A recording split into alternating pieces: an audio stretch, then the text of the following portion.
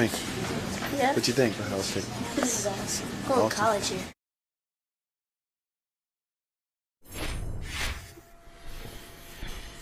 I was a young 11-year-old Dwayne Haskins visiting Ohio State and saying he wanted to go to college there. And did he ever go to college there? Heisman Trophy finalist, record-setting quarterback at Ohio State in 2018. And then more of the world came to know him as a first-round pick of the Washington football team, now Commanders. And he was, of course, working out with his Steelers teammates. Mitchell Trubisky had brought together some of the Steelers down in South Florida when Dwayne Haskins was tragically struck and killed by a dump truck on a South Florida highway early Saturday morning and pronounced dead on the scene. 24 years old, a baby. He was a baby in that video, a baby when he left this life and transitioned into the next. First and foremost, our hearts, thoughts, and prayers, of course, go out to the Haskins family, his loved ones, his friends, his teammates, coaches, all the people who this young man touched in such a very short time. And I guess that's the thing that's been with me since Saturday morning, Michael, is that dash that we talk about. 1997 to 2022, that dash. This young man certainly made the most of that dash when it comes to who was it, Maya Angelou? People don't remember what you did for them, but they remember how you made them feel. He made a lot of people feel good just through being around him, through his presence. And he leaves quite a legacy, leaves behind a wife, Calabria, who recently lost her father as well. But everybody, the outpouring this weekend was simply incredible. I mean, nobody's keeping score or anything like that. But, we see people pass away. We see people pass away far too soon. But I was just overwhelmed. I was overwhelmed by not just the volume, but the sentiment.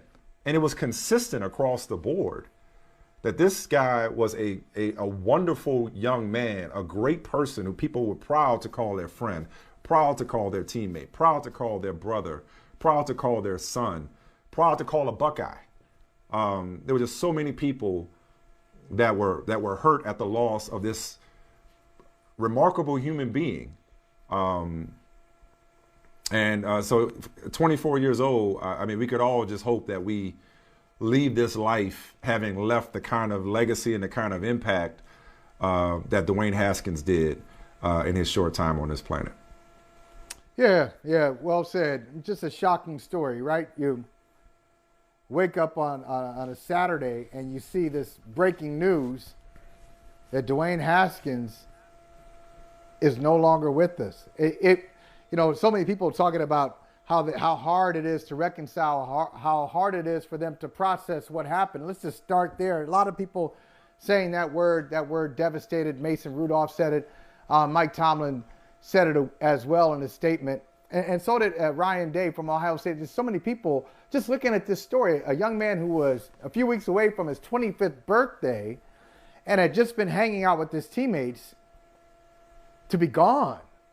I mean, it's just a stunning NFL story, and the saddest story of this offseason by far. It's no comparison. It's on another level. And I do want to say though, and when people talk about him as a great person, he was more than a football player. He was, but he had a lot of ability as a football player. It would be a mistake to think that, he was a guy who Washington drafted and they moved on and he was just going to become some journeyman. I don't believe that. I saw him, I'm a Buckeyes fan. I saw him in college. I know what kind of ability he has. The Big Ten record-setting quarterback. He threw 50 touchdown passes his last year at Ohio State. Yes, he was surrounded by great teammates, but he made those great teammates look better. And he went to, I think, the perfect organization to kind of rehabilitate his career. I believe that Dwayne Haskins was going to do some great things either with Pittsburgh or going to use Pittsburgh to launch him to his next chapter. I remember we both Yeah. celebrated that when he first signed with Pittsburgh. What was it, January 21? He didn't play last year, play much last year. But I remember we both were like, oh wow, there was ever a place for him to go and get his career on track, it was going to be Pittsburgh. Yeah, and I think also, and I was saying this earlier today, sometimes in these situations, what the family wants to hear and what friends want to hear is just what you said earlier, Mike. Thoughts, prayers. Thoughts and prayers with you. We're thinking about you. We feel this loss. We feel it, and we know we can't even begin to describe or imagine what you're going through. Sometimes that's all you got to say.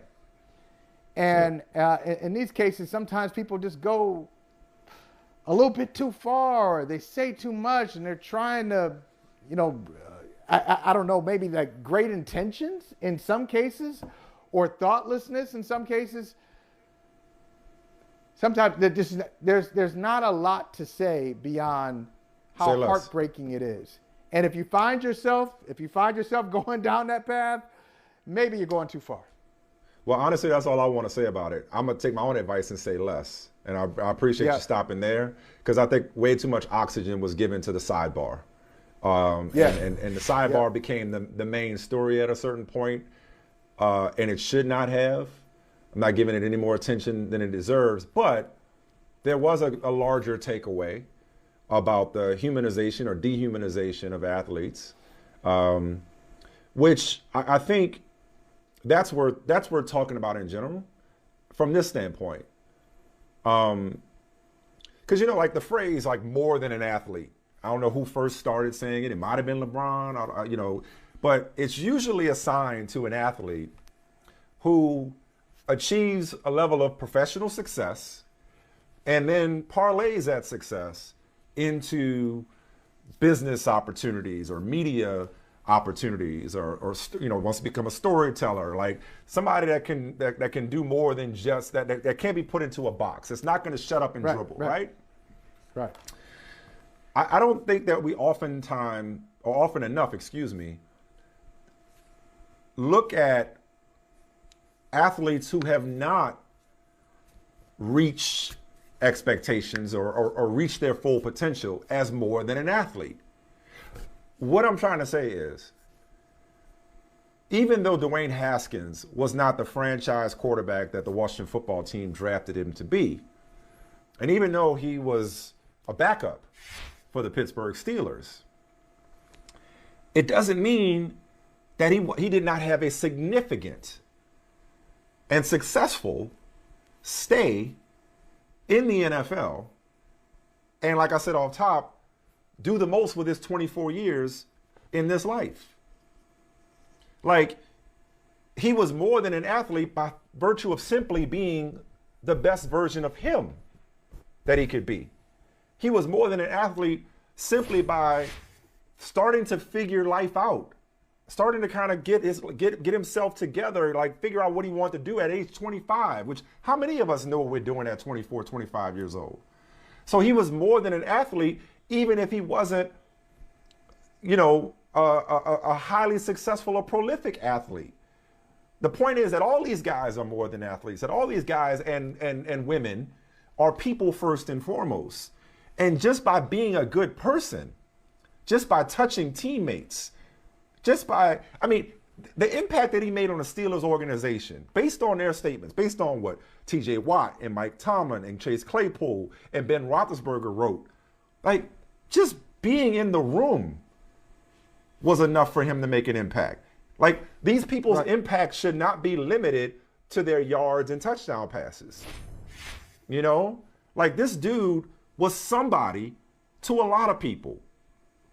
So he was more than an athlete, and it was there's a life well lived here that affected other lives in such a short period of time. So it's like, it shouldn't be limited. More than an athlete should not just be limited to the people doing it big. Like, he was doing his thing, and who knows what else he was going to do. And I think it would behoove all of us fans, journalists, everybody, to look at even the so-called journeyman athletes as more than an athlete and not simply define them by their successes or failures between the lines. You know? Yeah, I think that is something to remember, especially this time of year. You know, Mike, we're going to be going out to Las Vegas for the NFL draft, and I think that's part of the conversation. See, Dwayne Haskins, first-round pick for Washington, and so since he didn't become the franchise player in Washington, it's guys like that who, to your point, who usually bear the brunt of it, who get the brunt of that criticism, who are totally dismissed as people. He's just a bust. And that's what he's known as. He's a bust. It focuses on the draft status. So I think for the most part, we do a pretty good job of if we don't have high expectations. So if it's somebody who was a third-round pick and didn't make it for a team, okay, fine. We're not. There's no scrutiny on them. We're not saying, oh man, you're supposed to make it. You were a third-round pick, but first-round pick, quarterback, top half of the first round, and look at it didn't work out. So that really becomes the storyline, and we do that in all sports. So it's good to remember at this time of year, right before the draft, if the can't miss prospect doesn't make it. You know, let's not go too far, because we do it all the time. And I appreciate Stephen Holder saying that he has fallen short. We all have. We do that. It's just a natural thing that sports fans do. We talk about somebody, we go back to all-star status, draft status, what they were supposed to be, who we think they are, and that generally drives the conversation. Okay, but now I will acknowledge the controversy, for lack of a better phrase, over the weekend. Stephen Holder's tweet and a lot of the conversation around the dehumanization of athletes was in response to an extreme example of dehumanization. Most of us have enough human instinct. Most of us are human being enough to not reference somebody's professional struggles when they die tragically. And that's all I'll say about that. What I will say, though, is I think it's a life lesson here, though. And you and I like to pull as many life lessons as possible from sports stories. Because at the end of the day, these are people. These are human beings who just happen to have a high-profile occupation. Just how we define success in life in general. We define success oftentimes monetarily. We define it through the prism of accolades. We define it through the prism of your house, your car, how many people know you, your follower count. We define it through prestige. We define it through all sorts of material things. Some people are like, hey, I got my health, what more could I ask for? Old folks can't complain, right? But ultimately, like a successful life and a life well lived is oftentimes viewed through tangible means. Dwayne Haskins, first of all, your first round pick in the NFL, you're already a success, regardless of what happens after that. So make no mistake about what I'm saying. There's a small fraction of people who could ever get to where he got. He's an NFL player. But in terms of, but relatively speaking, I think most people would not classify his career relative to expectations, Michael, to your point, as a success. What I'm saying is the dude had people who loved him. Today, he's got people who mourn him. Nothing else matters in life. That's a legacy. Because there are people that's got a lot of money, a lot of awards, a lot of fame. But do people like being around them? Do they make them smile? Do people remember their personality? Do people remember how they treated them? No. Now, from a football standpoint, I do want to point this out, and I know this is speaking your language. This is from an excerpt from a great article in The Athletic. And it said, what is not up for debate is the impact Haskins had at Ohio State and the legacy left behind in Columbus. He is simply one of the more transformative players in the history of the program.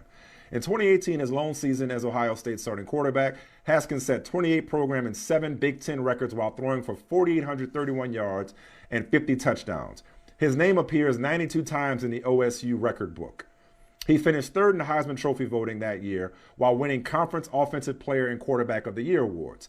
Following that season, the program had 6 400-yard passing games in its history. Haskins was responsible for 5 of them. In accomplishing all of that, he changed the perception of the game's most important position at one of the sport's premier programs. Haskins' play that season set a course for a new direction of the Buckeyes offense, one more quarterback-centric and passing-focused that made Ohio State a destination for the top talent at the position. Again, not to keep referencing the ugly moment from the weekend, but I'll be damned if this dude didn't hit it big as a football player. The irony of a lot of the conversation, unfortunately, around him was what he didn't do in the NFL. This dude changed the course of a program. This dude changed lives for the better, not just in terms of their interactions with him, but in terms of what he's made Ohio State a lot of money. Made him a lot of money when he was there, made him a lot of money after the fact. He has paved the way and blazed the path for the people to follow him at Ohio State University. At the Ohio State University, I beg your pardon, Michael Holley. His legacy on the field and off the field. And it certainly includes some missteps. All of us have had missteps along the way, have hit bumps in the road. But what was unmistakable from watching the response is, and I guess it hit me so hard, Michael, because I didn't know it. Because again, I would never reduce, especially at the time of his untimely demise, I would never reduce a player to what he didn't do in professional football or in athletics. I'm just not wired that way. Most of us human beings aren't typically wired that way. But I got to admit that I didn't know that Dwayne Haskins was this beloved. Yeah. And maybe because because we didn't talk about him that much because he wasn't, a Pro Bowl quarterback. He wasn't a starting quarterback anymore. I didn't know how many people love this dude. How many people were touched by him, and that is so inspirational. And I pray for the peace that transcends understanding for his family, his loved ones, and his teammates. But that's what got me this weekend is all the people who he touched in such a short period of time on this earth and in this league. Unbelievable. Yeah, inspirational is the right word for it. And that writer for The Athletic, very astute observation, talking about how transformative he was. Look, you look at Ohio State's quarterback situation right now, they got a first-round pick. He's going to be a first-round pick in the league. Justin Fields, first-round pick in the league. Dwayne Haskins, first-round pick. Hey, and look, it wasn't always like that. And if somebody was asking me last year, hey, who's the most successful quarterback to come out of Ohio State? I was like, maybe Art Schlichter in like the 1980s. It was never that. Woody Hayes, 3 yards in a cloud of dust. And even when it got beyond that 3 yards in a cloud of dust, there were still some quarterbacks. I see you, Kirk Herbstreit. I see you, Troy Smith. There's still some quarterbacks who were good for the program. Right. Mike Tomczak, Barrett, his predecessor. There's some quarterbacks who were good for the program, but not necessarily seen as first-round talent. So, there were a lot of things. Athletically and personally, there's a lot that he brought to his very short life. And the last thing I'll say is, for those who want to really stand in judgment, what do you think people will say about you? What do you want them to say about you? What will they say about you right now? If it's over for you, how many lives have you touched? And what will people say about your contributions to society? Yeah, man. It's a good time for some housekeeping for everybody. Dude's a baby. He was just getting started. That's what one of his friends told me. He was just starting to figure it out. Hey, thanks for watching Brother from Another on YouTube. Make sure you hit subscribe before you leave, and be sure to watch us 3 to 5 p.m. Eastern Time on Peacock. Appreciate you.